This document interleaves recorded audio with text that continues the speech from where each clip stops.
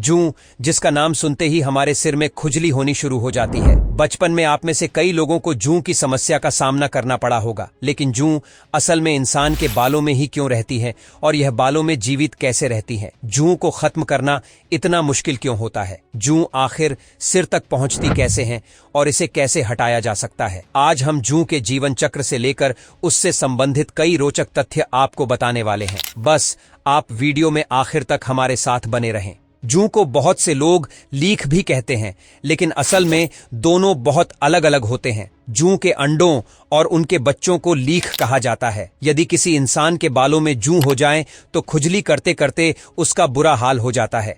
वह रात को ठीक से सो नहीं पाता है, उसके बालों से बदबू आने लगती है और अन्य लोग उससे दूरी बनाना शुरू कर देते हैं। जूं असल में दो प्रकार की होती हैं। एक वह जो इंसानों और मैमल्स के बालों में पाई जाती है और दूसरी पक्षियों व अन्य जीव जंतुओं की बॉडी पर रहती है। जूं का साइंटिफिक नेम पेडिकुलस ह्यूमानस है। बालों में पाए जाने वाले जूं को पेडिकुलस ह्यूमानस कैपिटिस कहते हैं। आसान भाषा में इसे सकिंग लाइस भी कहा जाता है, यानी वह जूं जो खून चूसती है।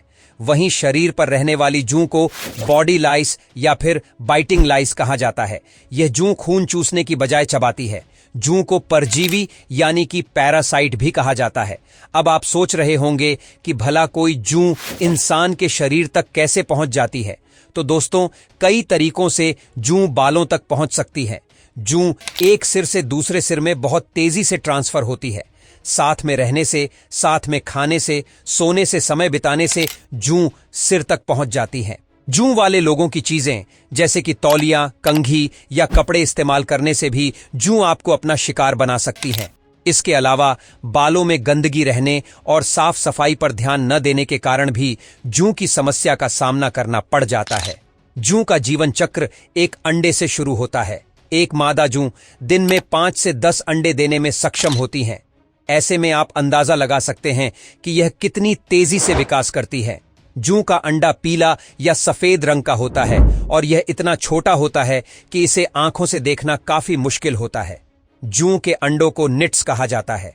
करीब 1 हफ्ते के बाद जूं के बच्चे अंडों से बाहर निकलना शुरू कर देते हैं। जूं के बच्चों को निम्फ भी कहा जाता है और इनका रंग डल येलो होता है।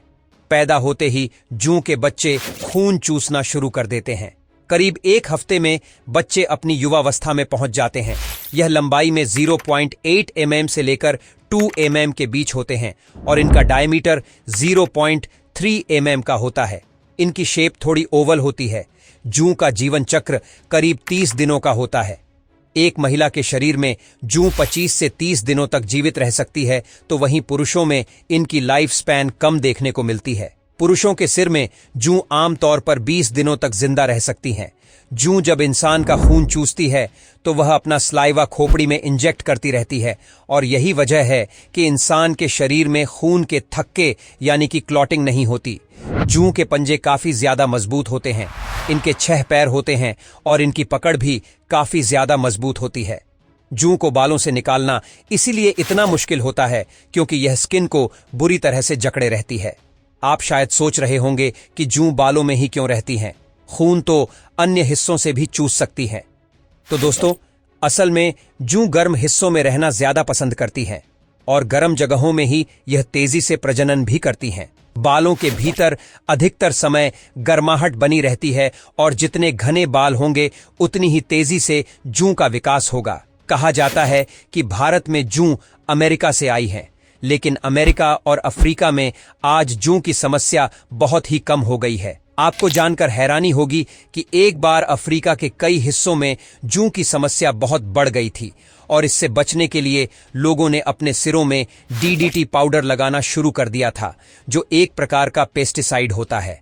सिर में पाए जाने वाले जूं बालों के बाहर केवल 1 या 2 दिनों तक ही जिंदा रह पाती हैं, जो कि लगभग 532 प्रजातियों की खोज अब तक की जा चुकी है। एक बात और जानकर आपको हैरानी होगी कि जूं 8 घंटों तक अपनी सांस रोक सकती हैं। ऐसे में यदि आप चाहें कि कुछ देर तक सिर को पानी में डुबोकर रखें या फिर स्विमिंग पूल में रहने से आपके सिर की जूं चली जाएंगी, तो यह आपकी गलतफहमी है, जो कि समस्या 5 से 15 साल के बच्चों में सबसे ज्यादा अधिक देखने को मिलती है। दिन भर स्कूल और अन्य बच्चों के साथ खेलने और मिलने के कारण एक सिर से दूसरे सिर में जूं आसानी से पहुंच जाती है। इस उम्र में बच्चे, खास तौर पर लड़कियां, अपने बालों का भी ठीक से ध्यान नहीं रखना जानती हैं और इसीलिए जूं के निशाने पर आसानी से आ जाती हैं। जूं को सिर से खत्म करना इतना आसान नहीं है जितना कि लगता है। आप चाहें अपने सिर को पानी में भिगो लें, साबुन से धो लें या फिर कुछ और तरीके अपना लें। यह आसानी से सिर से जाती नहीं है। जूं होना कोई बीमारी नहीं है,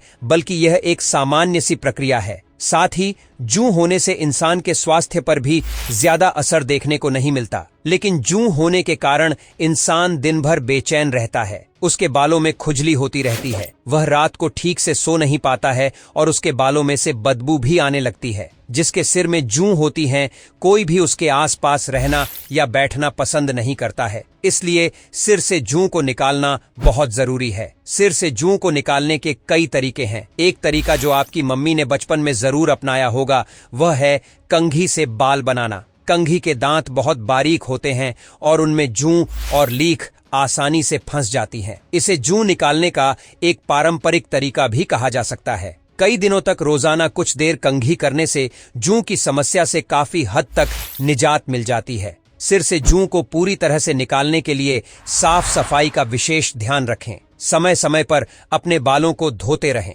बाल धोने के लिए आजकल बाजार में कई प्रकार के शैम्पू और केमिकल्स आ गए हैं, जिनकी मदद से काफी जल्दी सिर की जूं खत्म की जा सकती है। जूं की समस्या से बचने के लिए ऐसे लोगों से दूरी बनाए रखें जिनके सिर में पहले से ही जूं मौजूद है। खास तौर पर अपने बच्चों को इसके बारे में जरूर बताएं कि स्कूल में जूं वाले बच्चों के साथ न बैठें या उनसे थोड़ी दूरी बनाकर रखें। हालांकि यह भी उन्हें जरूर बताएं कि किसी भी बच्चे के साथ अलग बर्ताव न करें।